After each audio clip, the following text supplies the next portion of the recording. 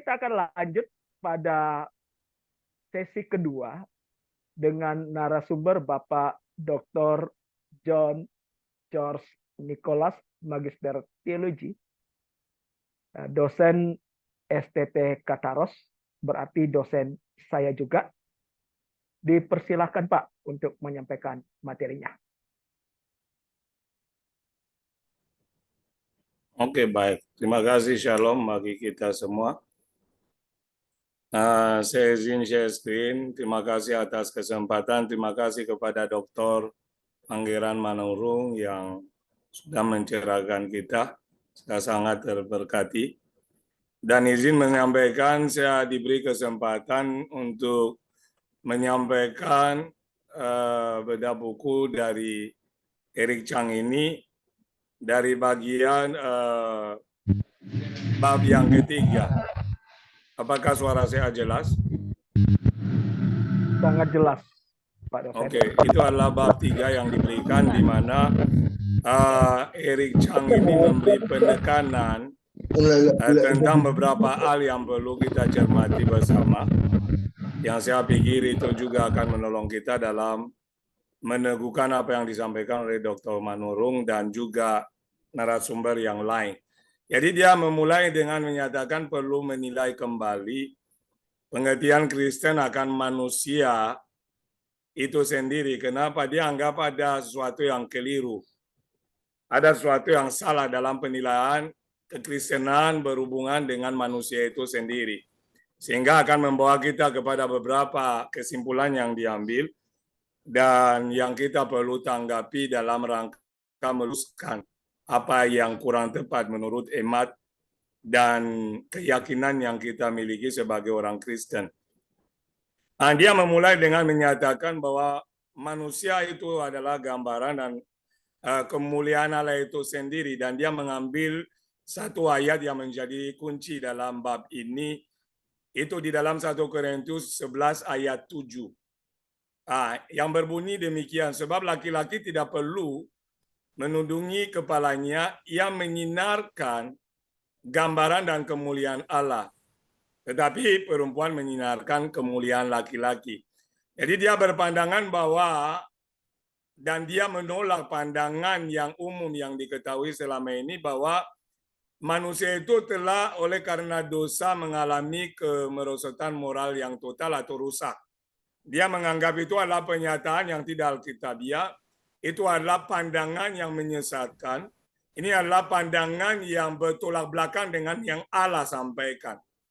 Ini dulu titik awalnya di bab 3 ini. Dia menyatakan bahwa ketika kita mendeklarasikan bahwa sesungguhnya manusia telah rusak total karena dosa sehingga perlu kasih karunia untuk mengalami yang namanya pemulihan, itu adalah keliru.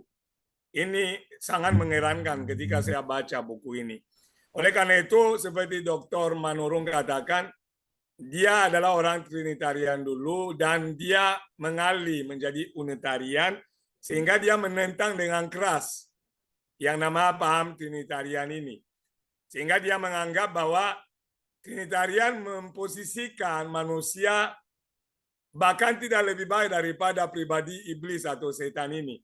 Jadi dengan kata lain, Trinitarian itu mereduksi nilai manusia dan justru mengangkat iblis.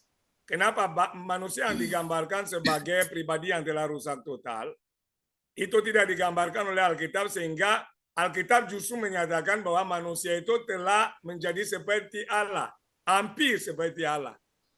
Dan bahkan telah dimakotai oleh kemuliaan dan kehormatan yang daripada Allah. Bahkan manusia juga dianggap agung, sehingga dia katakan ketika dikatakan manusia ini, bahkan itu tercatat dalam perjanjian lama, yang dimana manusia belum dipulihkan dalam kasih karunia di dalam Kristus, tetapi diberi gelar, diberi sandang bahwa mahkota itu punya mahkota, dan bahkan dia adalah kemuliaan dan hormat Allah itu. Sehingga kalau manusia hari ini dikatakan oleh orang percaya, khususnya oleh Trinitarian, kaum Trinitarian, sebagai manusia yang telah rusak total karena dosa, itu adalah menyesatkan. Karena manusia adalah makhluk yang ilahi. Kenapa? Tuhan telah menganugerahkan roh Allah di dalam diri manusia seperti tercantum di dalam Kejadian 2 ayat 7. Jadi karena roh Allah ada di dalam manusia, manusia ini adalah ilahi, oleh karena itu manusia itu menilai, bukan rusak total. Jadi ini benar-benar membuat sesuatu yang baru, maksudnya menggoncangkan pemahaman banyak orang. Kalau orang yang sudah belajar teologi, saya pikir itu tidak masalah yang besar. Namun kita perlu memahami di masa yang berkembang ini, dengan YouTube selama pandemi, banyak jadi muncul orang-orang dengan ajaran-ajaran yang dianggap baru walaupun tidak baru, dan menyesatkan atau menggoncangkan iman banyak jemaat, banyak orang percaya umat Tuhan yang telah ditebus di dalam Kristus Yesus, sehingga itu menjadi sebuah persoalan. Sekarang kita melihat fakta Alkitab berkaitan dengan itu, karena saya menyampaikan dan saya menanggapi sekaligus. Fakta Alkitab dalam Roma 23:24 berkata bahwa justru karena dosa semua manusia itu telah kehilangan kemuliaan Allah. Sehingga bertentangan dengan yang dikatakan oleh Eric Chang bahwa manusia justru tetap dimahkotai punya kemuliaan. Manusia jelas oleh data Alkitab ditulis oleh Paulus bahwa justru telah kehilangan kemuliaan Allah oleh karena dosa, sehingga perlu kasih karunia di dalam pribadi Kristus yang berbicara penebusan dengan cuma-cuma karena anugerah. Sehingga kemuliaan Allah tidak lagi menjadi bagian kehidupan manusia yang telah berdosa atau melenceng dari tujuan yang Allah tetapkan di awal. Ini adalah yang Alkitab sampaikan. Karena dia menuduh bahwa kaum Trinitarian adalah penafsir yang sangat-sangat berbahaya. Tapi sebaliknya kita bisa menemukan melalui buku Eric Chang ini bahwa dia sendiri justru sebaliknya yang sangat membahayakan yang namanya isi Alkitab dengan menafsirkan Alkitab sesuka-suka dia. Kemudian kita bisa melihat beberapa penekanan Eric Chang sebelum saya menanggapi yang mencolok di bab 3 berkaitan dengan manusia yang dapat dilihat sebagai rupa dan gambar Allah. Yang pertama yang dia tekankan adalah manusia itu adalah wakil Allah dan penguasa kedua setelah Allah di seluruh alam semesta. Jadi dia meninggikan manusia. Dia anggap manusia direndahkan derajatnya oleh kaum Trinitarian dan tidak sesuai dengan data Alkitab, sehingga dia katakan bahwa justru manusia adalah wakil Allah secara langsung dan penguasa kedua setelah Allah di alam semesta. Di mana dia ambil beberapa contoh Yusuf di Mesir yang diberi kuasa oleh Firaun. Dan Yusuf disebut bahwa dia berkuasa atas seluruh Mesir, bukan karena Yusuf adalah pemimpin tertinggi, tetapi karena kepercayaan yang telah diberikan. Sebatas itu. Jadi Yusuf walaupun dia adalah orang yang berkuasa, dia disebut orang yang duduk yang punya peran utama, tetapi peran itu telah diberikan, dianugerahkan oleh Firaun kepada dirinya di dalam Kejadian 45 ayat 26, ketika diberi cincin dan semua alat-alat yang menunjukkan dia punya kuasa, sehingga dia menganggap itu adalah realita yang perlu dilihat. Yusuf adalah manusia, tetapi Yusuf punya kuasa, namun Yusuf itu bukan penguasa yang tertinggi. Ini yang dia coba jelaskan. Maka dia menggunakan penguasa kedua setelah Allah di alam semesta.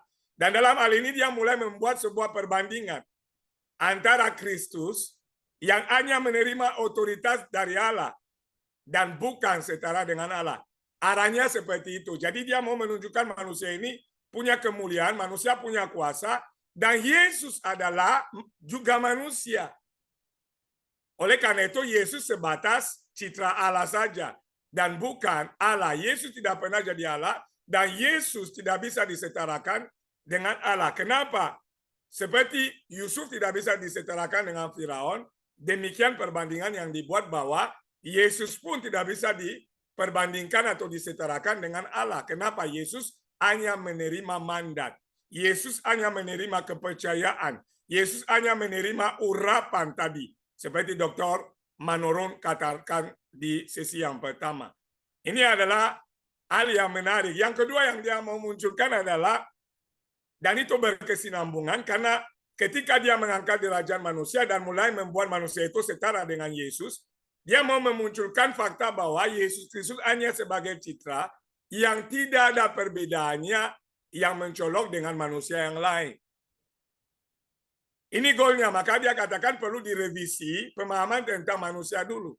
Kenapa selama ini manusia direduksi derajatnya? Manusia ini punya otoritas, punya kemuliaan Allah, dia adalah juga rupa dan gambar Allah. Yesus juga demikian, sehingga Yesus ini harus diperlakukan seperti manusia yang lain. Dia gunakan 1 Korintus 15 ayat 28. Tetapi kalau segala sesuatu telah ditaklukkan di bawah Kristus, maka ia sendiri sebagai anak akan menaklukkan dirinya di bawah Dia yang telah menaklukkan segala sesuatu di bawahnya, supaya Allah menjadi semua di dalam semua. Ini yang saya jelaskan tadi. Jadi justru dia mau menurunkan derajat Yesus, meningkatkan derajat manusia untuk membuktikan bahwa Yesus bukanlah Allah. Yesus itu bukan setara dengan Allah. Yesus itu adalah Allah yang minor. Kalau mau gunakan istilah teologis yang kita gunakan, seperti ada hamba Tuhan yang membuat seminar, menyatakan ada Allah mayor, ada Allah yang minor. Di sini dia mau mengarah dan menyatakan bahwa ada subordinasi Kristus di dalam kealahan, kalau mau dikaitkan dengan kealahan. Tetapi pada hakikatnya dia menyatakan Yesus bukan Allah. Yesus tidak setara dengan Allah, dan Yesus itu hanya sebatas citra Allah seperti manusia yang lain. Kenapa manusia yang lain juga dipanggil anak-anak Allah?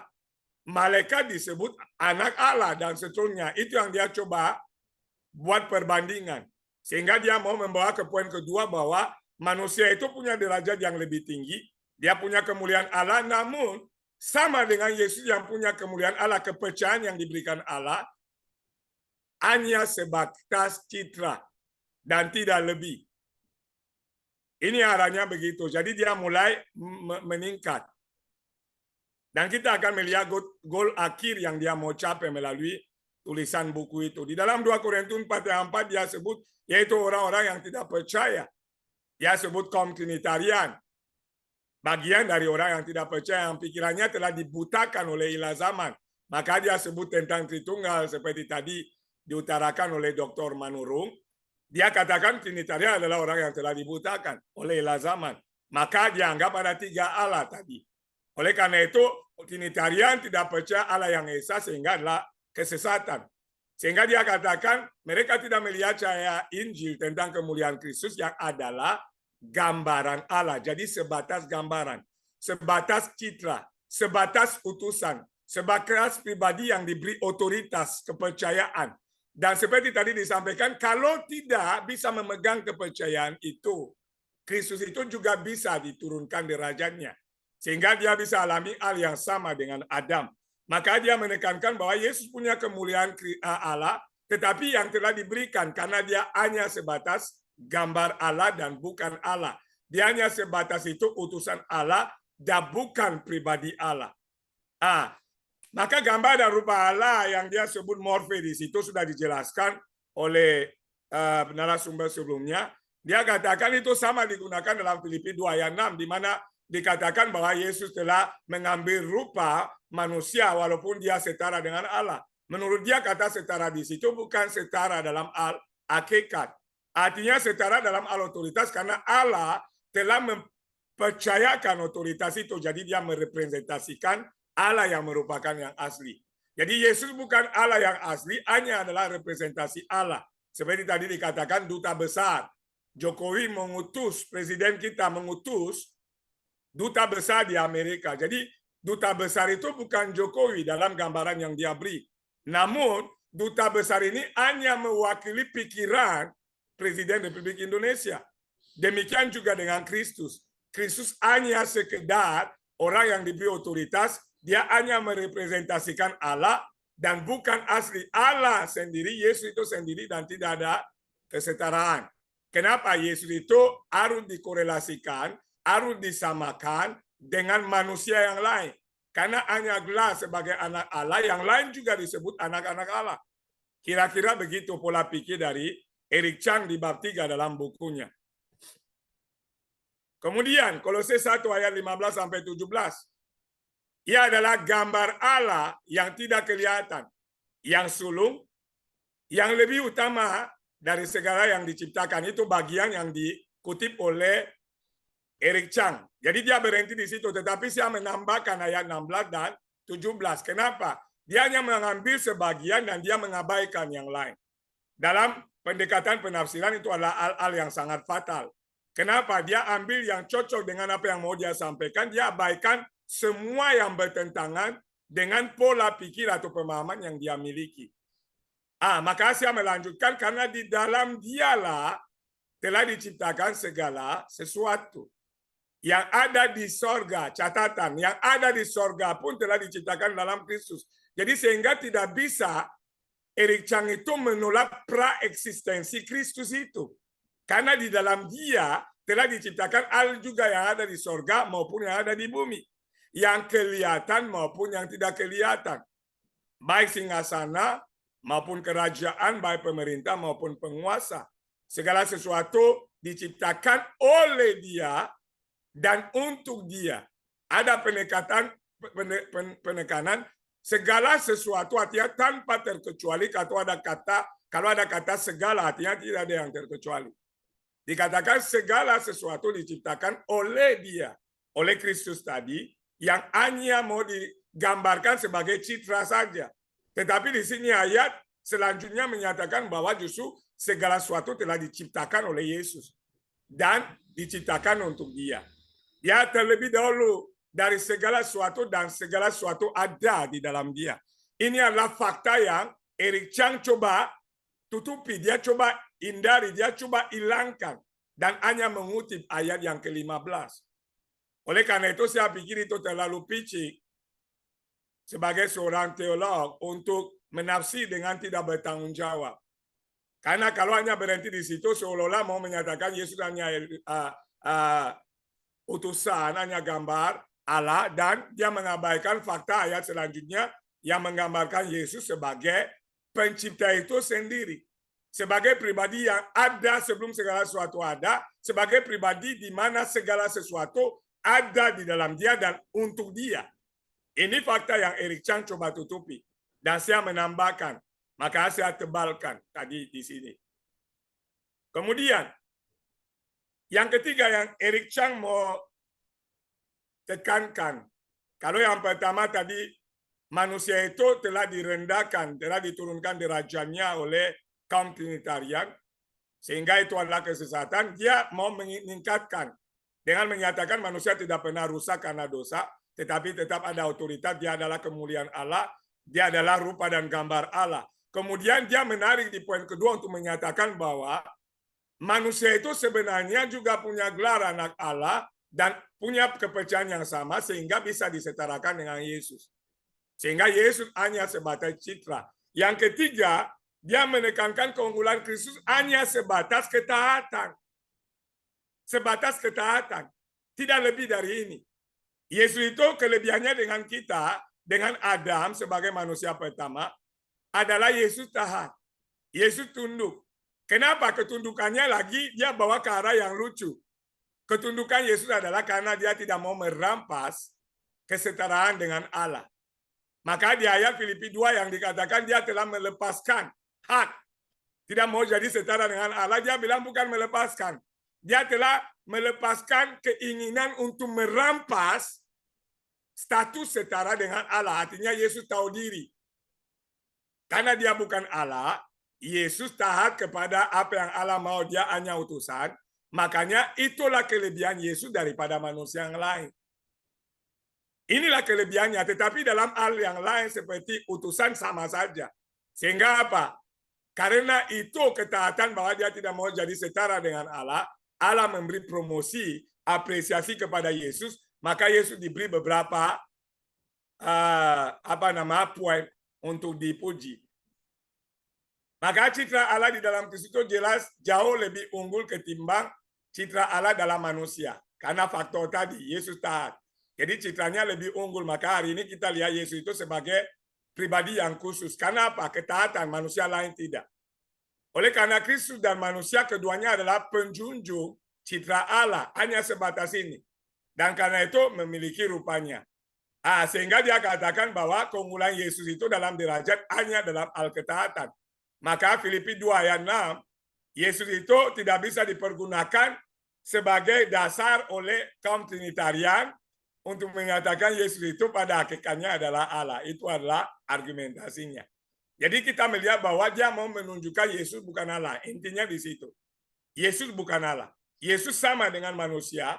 Hanya keunggulannya dia taat kepada apa yang Tuhan mau. Dia tidak mau jadi seperti Allah. Karena dia tahu diri, dia bukan Allah dan hanya sebatas utusan. Sekarang saya mau Bapak Ibu Saudara melihat satu inkonsistensi yang terjadi. Dalam upaya yang dia sebut di dalam ayat Filipi 2 tadi, ayat 6, dia menyatakan Yesus dapat upaya yang pertama begini, mendapat nama di atas segala nama. Ayat itu katakan begitu, tapi nama itu hanya dianugerahkan, bukan milik dia. Itu milik Allah, hanya dianugerahkan. Itu akan lucu, kenapa? Ketika Bapak Ibu punya anak, dan ternyata Bapak Ibu kasih anak nama ke anak Bapak Ibu, contoh ya, John Nicholas. Nama itu adalah pinjaman, bukan nama saya berarti. Kalau menurut emat dan pola pikir daripada Eric Chang. Kenapa? Hanya dititipkan, hanya dipercayakan itu, tetapi pada hakikatnya bukan nama saya. Jadi seharusnya hari ini nama yang saya gunakan ini bukanlah nama saya, tetapi nama orang tua saya. Kenapa dia menyatakan ketika di dalam Filipi 2 ayat 6 dikatakan karena dia telah taat dan mengosongkan diri sehingga Allah menganugerahkan kepadanya nama di atas segala nama. Itu adalah sekedar dipinjamkan nama, sekedar dianugerahkan. Kalau dianugerahkan berarti bukan milik. Itu yang konsisten menurut saya. Yang poin kedua dia katakan setiap lutut bertelut dan setiap lidah mengaku Yesus adalah Tuhan. Yang disebut di ayat yang sama itu, Filipi 2 ayat 6 sampai 9, itu citra Allah di sini disembah. Padahal kita akan melihat seperti Dr. Manurung katakan, poin keempat yang saya akan share akan membuat saudara dan saya memahami bahwa ini adalah sesuatu yang berkesinambungan. Karena pada goalnya, akhirnya, Eric Chang mau menunjukkan ini, bahwa Kristus sebagai citra Allah tidak boleh disembah, itu titik. Jadi goal daripada Eric Chang dalam bab 3 ini adalah dari menunjukkan manusia itu punya kemuliaan dan bukan merusak, bahwa Yesus tidak beda dengan manusia, kemudian Yesus dapat gelar itu sekedar dia hanya citra, kesimpulannya adalah Yesus tidak boleh disembah. Jadi Bapak Ibu dan saya yang sembah Yesus hari ini sedang menyembah berhala.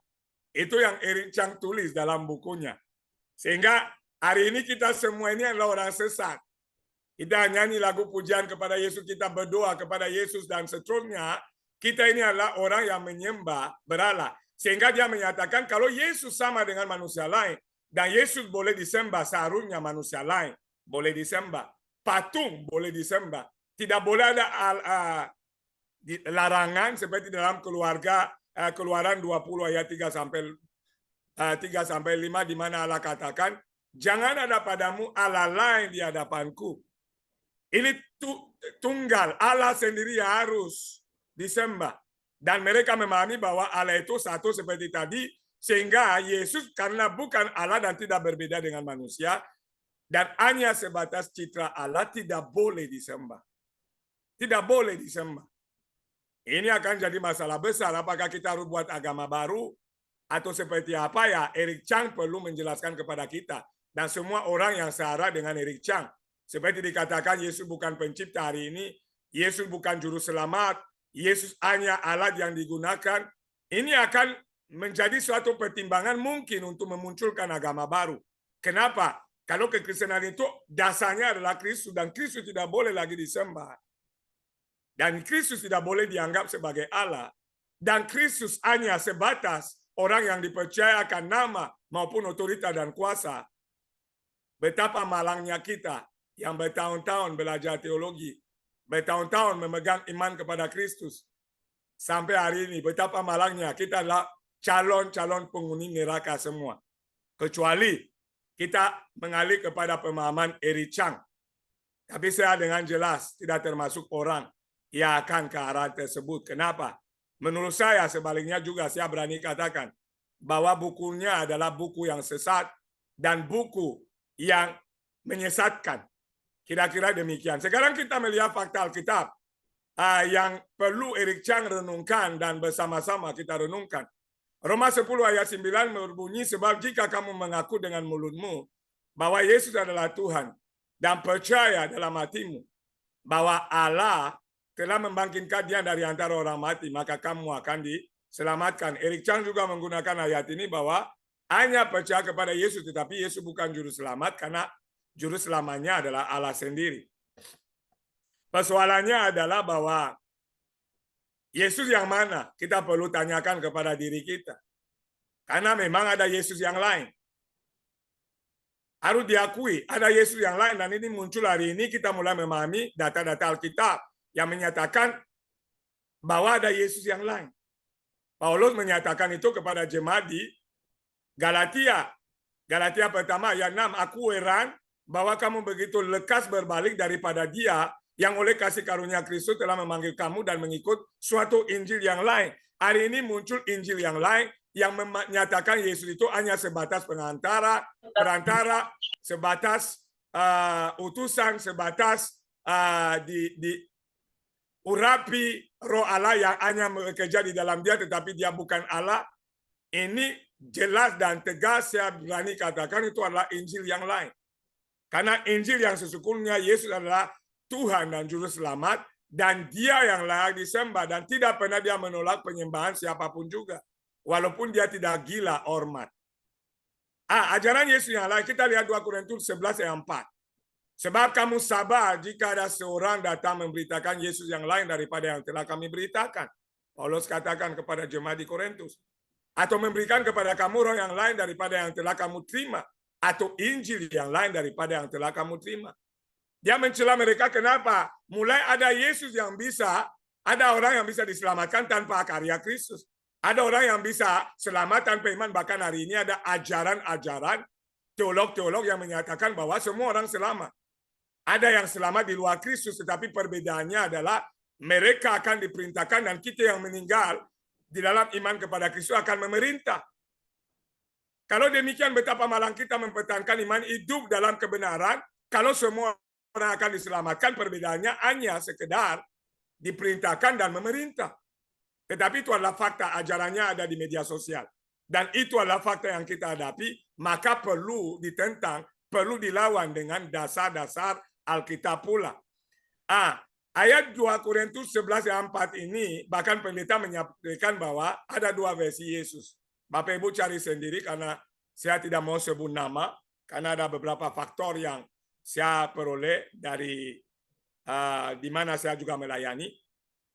Dikatakan dengan gamblang di YouTube bahwa, dan ini adalah pendeta, itu adalah doktor teologi juga, bahwa ada 2 versi Yesus. Dan kaum Trinitarian itu membawa teologi tentang Yesus yang lain, dan kaum Unitarian membawa Yesus yang Alkitabiah. Di sini akan muncul satu pertanyaan, yang Alkitabiah yang mana?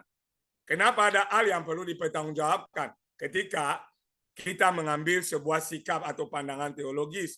Maka Bernard Lose berpendapat bahwa konsep logos dalam bukunya telah kehilangan makna yang sesungguhnya. Kenapa demikian? Karena Injil Yohanes di mana logos digambarkan sebagai firman yang adalah Allah, yang ada semula dengan Allah, mulai diturunkan derajatnya sebatas citra, sebatas utusan, sebatas pribadi di mana roh Allah bekerja. Dalam bukunya Bernard Lose menyampaikan ini, dan ini adalah fakta. Kemudian dalam yang Yohanes 1 ayat 1 tadi jelas kita melihat bahwa logos itu bersama dengan Allah, dan bahkan bukan sekedar bersama dengan Allah tetapi adalah Allah. Dan Dr. Manurung sudah menjelaskan, saya tidak akan mengulangi dalam rangka menghemat waktu. Sebagai anak Allah, ada beberapa sifat yang kita perlu pahami, yang perlu juga dijelaskan oleh Eric Chang dan kawan-kawan. Karena Yesus yang dianggap hanya perantara, yang tidak boleh disembah, yang tidak berbeda dengan manusia, yang hanya sekedar menjadi alat Allah dalam mengerjakan yang Allah mau, punya beberapa sifat ilahi yang perlu dijelaskan. Contoh kekekalannya, kalau dia tolak praeksistensi Yesus. Yesus punya sifat kekekalan. Bahkan dia pribadi menyebut dia adalah Alfa dan Omega.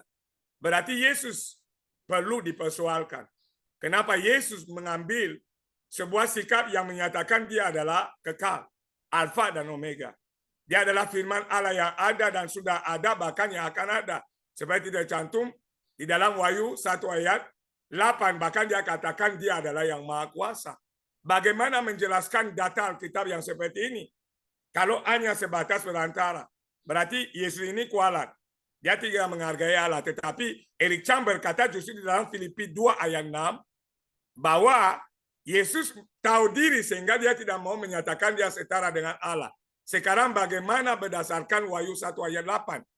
Yesus membicarakan statusnya sebagai pribadi yang kekal. Bagaimana mempertanggungjawabkan data ini? Saya harap Eric Chang atau semua teman-teman yang mengikuti ajaran daripada Eric Chang dan seterusnya yang searah dapat menjelaskan hal ini kepada kita. Yang menyatakan eksistensinya juga sudah ada sebelum Abraham ada. Yohanes 8:58. Dia menyatakan dirinya sebagai yang pertama dan yang terkemudian. Yang awal dan akhir, Wahyu 22 ayat 13. Dia menyatakan sebelum dunia dijadikan, bahkan dia sudah ada. Yohanes 17 ayat 5. Bahkan dia berkata dia dan Bapa adalah satu. Bagaimana hal ini bisa diabaikan? Kalau Eric Chang menyatakan dia adalah seorang penafsir yang menafsir dengan dasar Alkitabiah dan kaum Trinitarian adalah penafsir yang tidak bertanggung jawab. Ini perlu dijelaskan. Kemudian, sifat kemahakuasaan. Dalam tindakan perkataannya dan seterusnya, Yesus berulang kali menjelaskan bahwa dia maha kuasa. Dia bisa membangkitkan orang mati, dia bisa menciptakan, dia bisa melakukan banyak hal menunjukkan dia adalah maha kuasa. Dia dapat ampuni dosa. Bahkan aturan Sabat kadang-kadang dia melanggar. Taurat itu dia katakan dia datang sempurnakan dan seterusnya. Bagaimana kemahakuasaan Yesus itu dapat dibatalkan oleh pandangan Eric Chang dan beberapa teolog hari ini yang hanya mereduksi pribadi Yesus sebagai utusan dan tidak berbeda dengan manusia yang lain kecuali dalam hal ketaatan. Dia memerintah angin untuk diam, dia bangkitkan Lazarus dan seterusnya. Dia mengakhiri kemudian orang yang mati dan hidup. Bagaimana dia dapat melakukannya? Eric Chang sederhana akan menjelaskan karena Allah telah memberi kuasa itu, tetapi dia bukan Allah.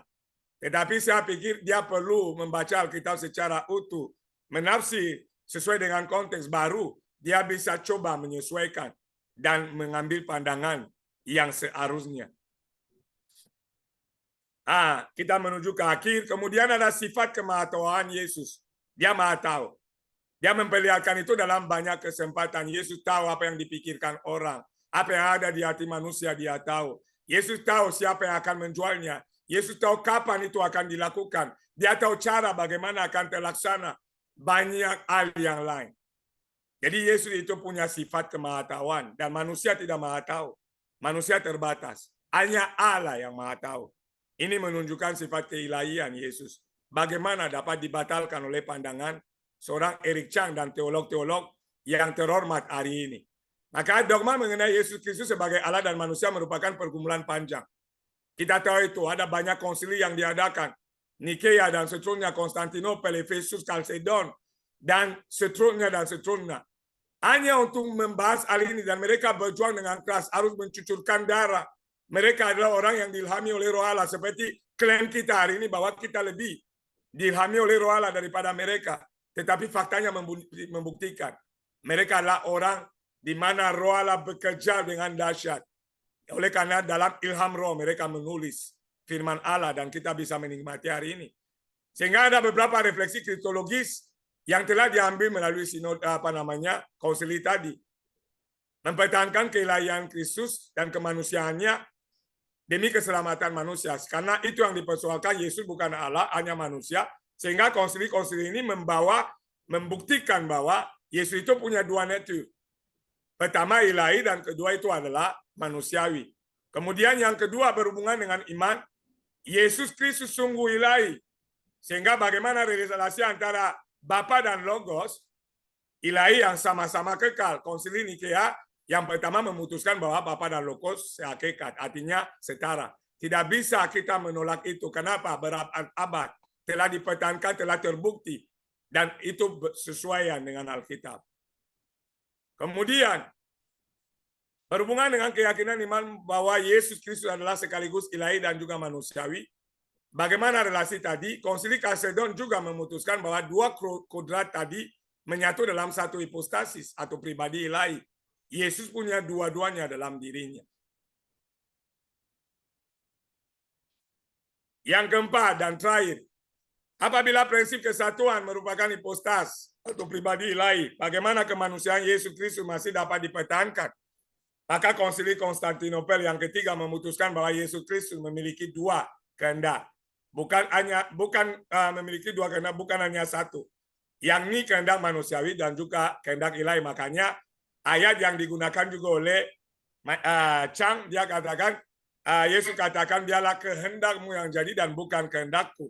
Justru itu membuktikan bahwa Yesus punya kehendak secara manusiawi, karena memang dia telah adi dalam rupa manusia, tetapi sebelum segala sesuatu ada, dia sudah ada, dan dia adalah Allah, setara dengan Bapa. Itu adalah fakta, dan sudah dipertahankan di dalam Konsili Konstantinopel yang ketiga.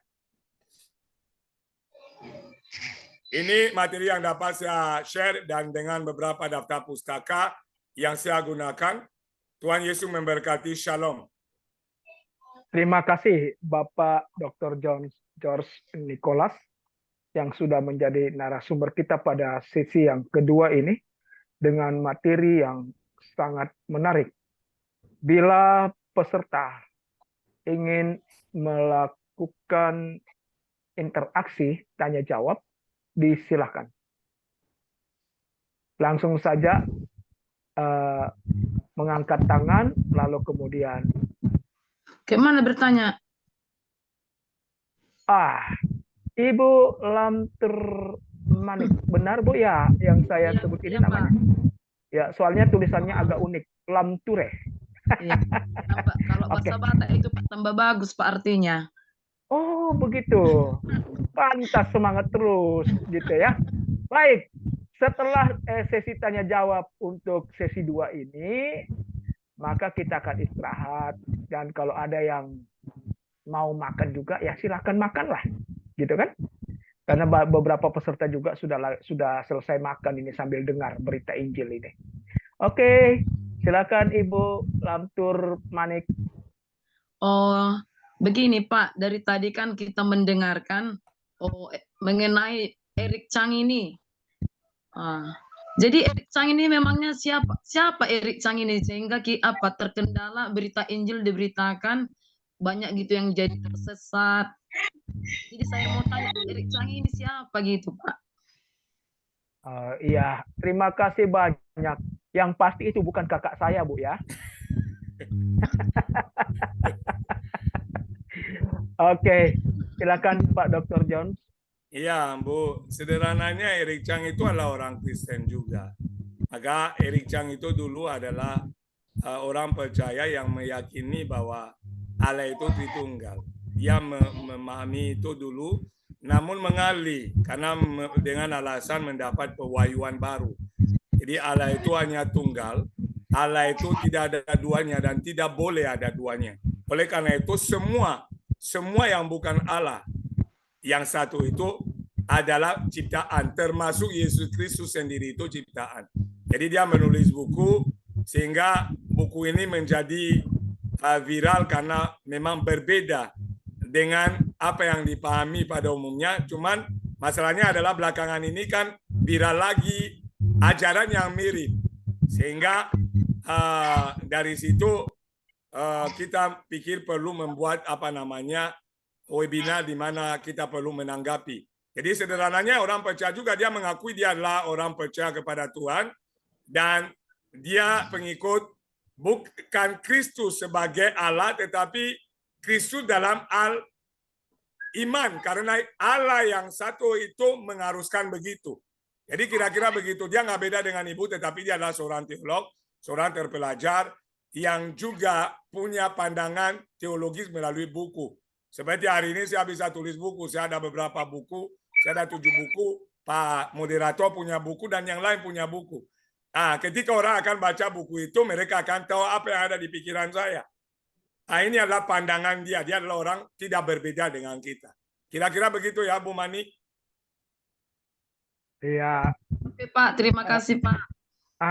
Jadi Ibu Manik, kalau ada yang bilang Yesus itu bukan Allah, langsung saja itu dalam pikiran, jangan-jangan dia ikut ini bukunya Eric Chang ini.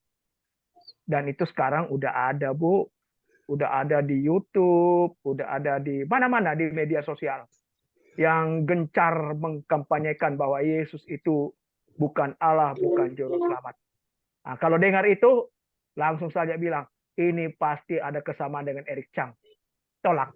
Lewat webinar ini, memberikan pencerahan kepada kita bahwa itu keliru dan tidak alkitabiah. Bagaimana Ibu Manik? Oke, Pak, terima kasih, Pak, buat jawabannya. Saya mau bertanya. Silakan, Pak Ya. Pastor Hodel ya? Hodel Sitompul. Oh, Hodel Sitompul. Silakan, Bapak. Ya. Terima kasih pertama untuk acara ini. Tapi saya lihat dari Sibolga semua yang bertanya hari ini. Tapi nggak apa-apa, itu tandanya bahwa kita sedang menyimak. Jadi mahasiswa kita juga banyak yang ikut ini. Pertanyaan saya hanya begini. Jika Yesus tidak ditiadakan, lalu kita menginjil dengan pakai siapa? Begitu, Pak. Itu aja pertanyaan saya. Terima kasih. Iya. Tanpa Yesus, menginjilnya nama siapa ya? Ya. Oke, silakan Pak narasumber. Baik, terima kasih Pak Pendeta dan salam dari Sibolga itu. Salam buat Ya, teman-teman. terima kasih Pak. Oke, baik. Salam. Begini Pak, Eric Chang tidak menyatakan Yesus ditiadakan. Hanya yang dia persoalkan adalah ketika kaum Trinitarian itu menurut pandangan dia mau membuat Yesus itu setara dengan Bapa, menyatakan Yesus sebagai Allah. Karena premisnya sudah disampaikan oleh Dr. Manurung adalah bahwa Yesus itu bukan Ilahi, dia manusia.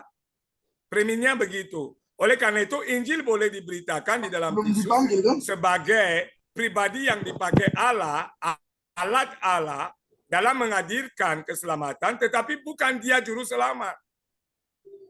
Bukanlah dia Tuhan. Inilah poinnya, Pak.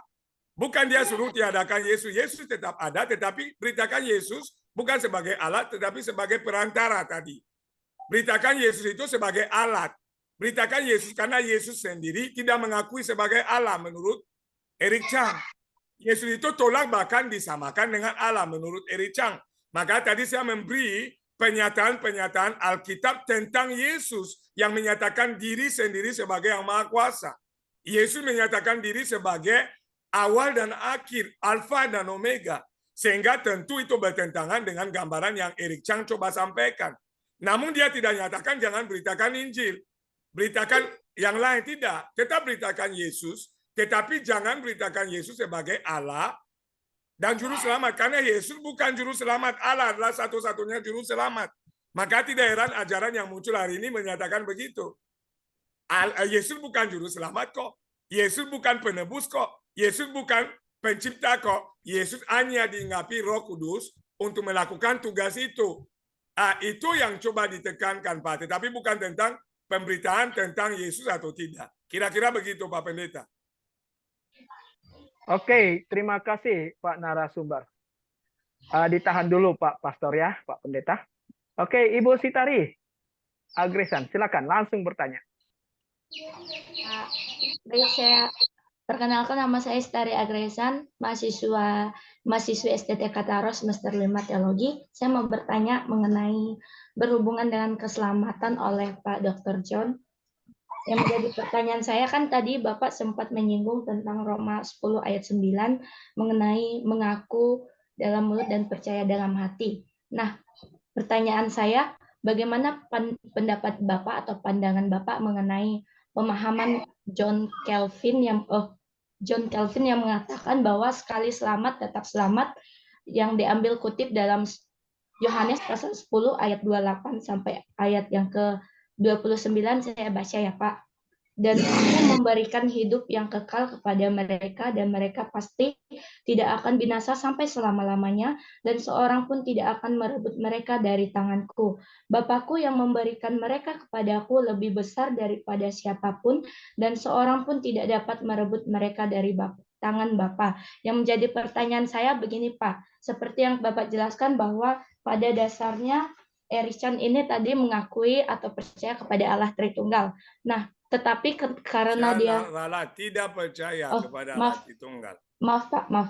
Tidak percaya kepada Allah Tritunggal. Yang menjadi percayaan saya bagaimana dengan contohnya Pak, dalam kehidupan kita sehari-hari, kita percaya kepada Tuhan, mengakui Yesus sebagai Tuhan dan Juru Selamat dalam kehidupan kita, dan percaya kepada Allah Tritunggal.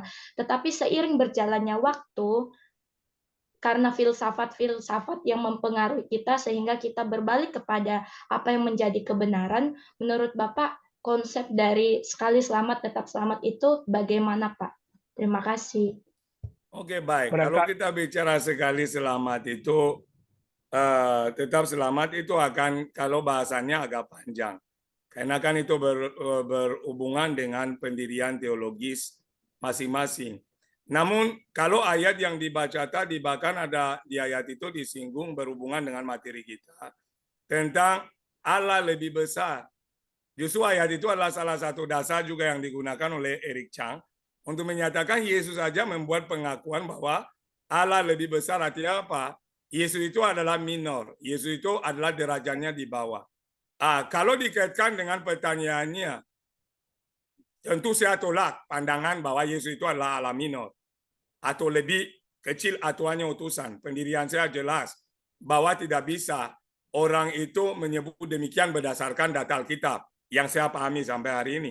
Namun kalau masuk di dalam pertanyaan pandangan Calvin berhubungan dengan keselamatan, jelas keselamatan itu adalah karena anugerah, karena Allah yang menyediakannya bagi manusia, dan melalui iman manusia akan masuk di dalam rencana Allah yang lebih lanjut. Oleh karena itu saya percaya bahwa orang yang telah diselamatkan dengan iman di dalam Kristus Yesus, pemeliharanya akan menikmati anugerah yang Tuhan sudah siapkan. Ini adalah pandangan saya. Tetapi kalau pakai pandangan Yohannes Calvin, Calvin juga punya pandangan yang kita ketahui tentang tulip. Tetapi itu bukan berhubungan dengan materi ini. Yang berbicara contoh tentang orang sudah diselamatkan yang akan diselamatkan, dan ada yang sudah ditentukan untuk binasa. Tentu dalam hal ini akan jadi perdebatan, karena saya pribadi dalam pemahaman saya dengan Allah yang saya alami, tidak ada dalam diri Allah menetapkan orang untuk masuk neraka. Kalau begitu akan muncul pertanyaan, kenapa Allah menyatakan dia mati buat seluruh dunia? Kenapa Allah akan menyatakan bahwa dia tidak kehendaki ada satu orang binasa tetapi semua orang selamat? Kenapa Allah harus menyatakan melalui amanat agung bahwa kita harus pergi di seluruh dunia untuk beritakan Injil supaya semua orang dijadikan murid? Kalau Allah tidak ada kepentingan untuk semua orang dan Allah menyampaikan itu dalam amanat agung, berarti Allah adalah Allah yang munafik, adalah Allah yang pura-pura. Maka saya berpandangan bahwa Allah berkehendak semua orang diselamatkan. Jadi ada pandangan yang saya akan searah dengan Yohannes Calvin, ada pandangan yang saya akan berbeda. Tetapi itu bukan berhubungan dengan materi yang kita bawa hari ini, sehingga saya tidak akan panjang lebar dalam hal ini. Terima kasih. Oke. Jadi kalau kita mau tarik pertanyaan ini ya, Eric Chang kira-kira berada di posisi mana, Pak Dokter? Justru Eric Chang posisinya nggak jelas, Pak. Kalau saya mau bilang, saya bilang mohon maaf. Karena Eric Chang itu dibilang saksi Yehova, ya. Dibilang oneness, ya. Jadi agak masuk kemana-mana. Endingnya jadi tidak jelas dia punya pendirian. Karena kepentingan Eric Chang hanya satu. Allah itu satu, premisnya. Dan tidak ada yang lain selain Allah. Jadi karena udah kunci di situ, ya apapun yang akan dibawa, ayat apapun yang bertentangan dengan data ini, dia akan tolak. Seperti tadi saya beri contoh, di mana dia berhenti di ayat 15, saya ambil ayat selanjutnya. Karena premisnya begitu, otomatis dia akan kunci begitu. Kalau ditanya dia berdiri di mana, saya juga bingung menjawabnya. Karena dibilang juga Unitarian, dia beda dengan Unitarian yang lain. Kan begitu kan? Sehingga saya terus terang tidak jelas posisi Eric Chang, sehingga saya berani menyatakan bukunya itu adalah buku yang sesat. Saya pribadi dengan segala hormat menyampaikan buku yang sesat dan menyesatkan. Kenapa menyesatkan? Karena ternyata terbukti banyak orang ikut itu. Hari ini mulai ada sesi-sesi webinar yang berkelanjutan. Berarti apa? Pandangan Eric Chang itu diakui juga. Maka saya katakan bukan hanya sesat, tetapi menyesatkan. Bahayanya di situ. Sehingga posisinya saya katakan nggak jelas. Sederhananya begitu. Terima kasih kepada peserta webinar Kristologi. Informasi hari ini lewat narasumber kita. Buku Eric Chang adalah sesat dan menyesatkan. Jadi hati-hatilah untuk memiliki buku itu. Kalau saya, untung saya tidak sempat baca-baca buku itu, Pak Dokter.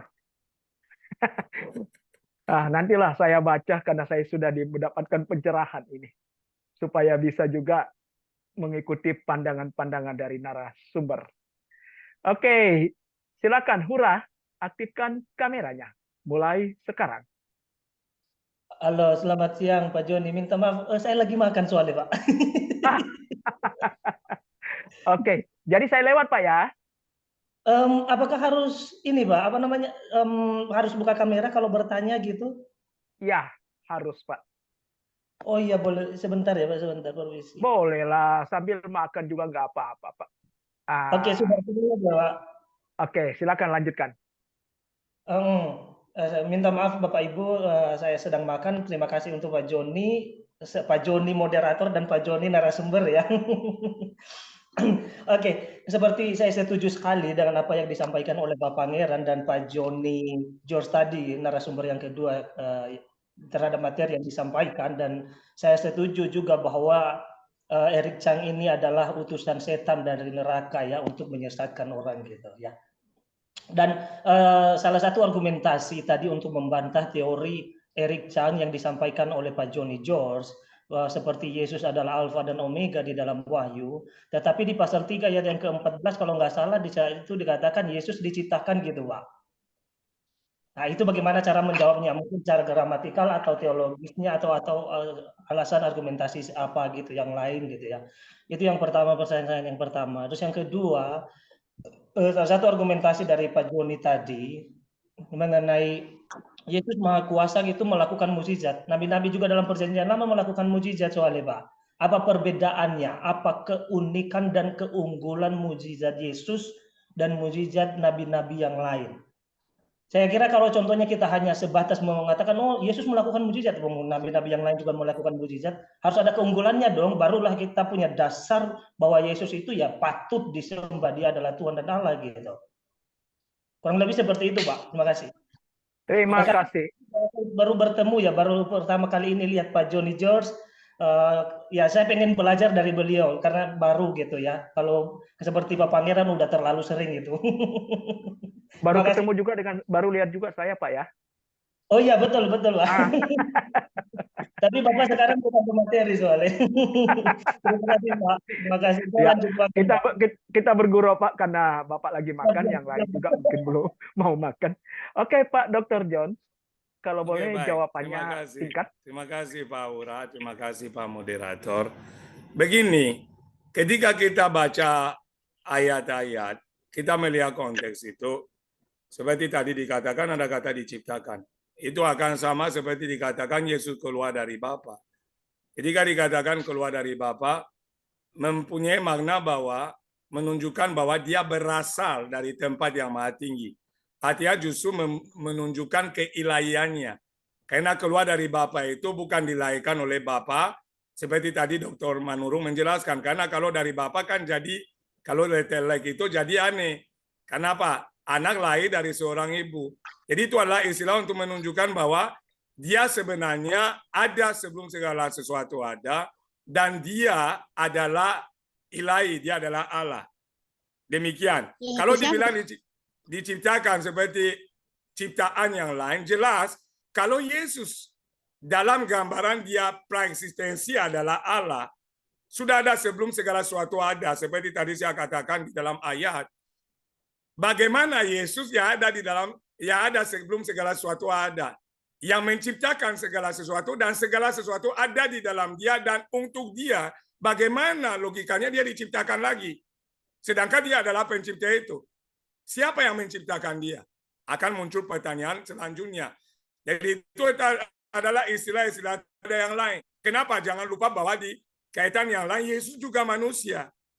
Dia juga manusia, maka dibilang ada dua hakikat. Dalam hakikatnya sebagai manusia ini, dia lebih unggul daripada yang lain. Maka ada kata contoh, dia lahir.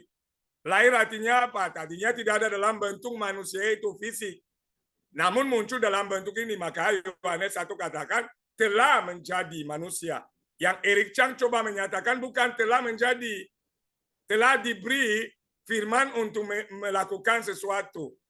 Itu adalah gambarannya. Tetapi kalau bicara juga tentang dia buat mujizat, saya setuju. Kenapa? Bukan sekedar mujizat, karena yang saya kasih sebagai gambaran bukan hanya sekedar dia buat mujizat. Ada yang lain, tetapi ketika kita buat mujizat, beda Yesus dengan yang lain. Yesus ini Maha Tahu, itu mujizat. Yesus itu bangkit dari kematian, naik ke surga, itu mujizat. Tidak ada yang bangkit sendiri. Tidak ada yang buat al-al yang di luar akal. Kenapa? Contoh, kita tahu, contoh Musa ya, buat mujizat. Musa adalah manusia dan dia melalui tongkat. Tuhan katakan lakukan ini, dia lakukan. Ada arahan, ada perintah, ada urapan. Kita lihat contoh juga dalam perjanjian baru, Petrus, Paulus, dan lain, juga buat mujizat. Jadi saya setuju di situ kalau sekedar mujizat, tetapi mujizat yang berhubungan dengan Yesus, bukan sekedar mujizat orang sakit sembuh. Bukan sekedar orang mati bangkit. Tetapi Yesus melakukan hal sederhana. Yesus lahir dari hubungan yang tidak pernah ada suami istri. Tidak ada manusia yang lain yang punya status yang demikian. Yesus ini punya hal-hal yang lain tidak punya. Yesus bisa menyatakan dia Allah, dia bersatu dengan Allah. Dan semua itu berhubungan dengan mujizat. Karena mujizat bukan sebatas al lahiriah. Kalau kita mau memaklumi. Kalau al lahiriah ya kita memandang yang lain juga buat mujizat. Tetapi gambaran yang saya beri, Yesus itu naik ke surga, Yesus itu akan datang menjadi hakim, Yesus itu bisa menciptakan, Yesus itu menciptakan itu mujizat. Sehingga dia melakukan, tidak ada manusia yang dapat menciptakan. Hanya Allah yang dapat menciptakan. Iman yang lain, agama yang lain juga setuju dengan dasar ini. Tetapi Yesus adalah pencipta. Bahkan di agama saudara kita sepupu, mereka menyatakan Yesus menciptakan burung. Yesus pencipta. Mereka meyakini hal itu. Sekarang bagaimana pencipta bisa diciptakan? Karena pada hakikatnya itu adalah cara gambaran yang kita beri untuk apa kita memahami sesuai dengan konteks-konteks tertentu. Kira-kira begitu Pak Saudara Ura yang dapat saya sampaikan. Kiranya kita bisa berjumpa di kelas atau di tempat yang berbeda. Seperti diutarakan tadi. Terima kasih. Amin. Ya, terima kasih. Mungkin juga sebuah mujizat ya dialami oleh penjahat di samping Yesus.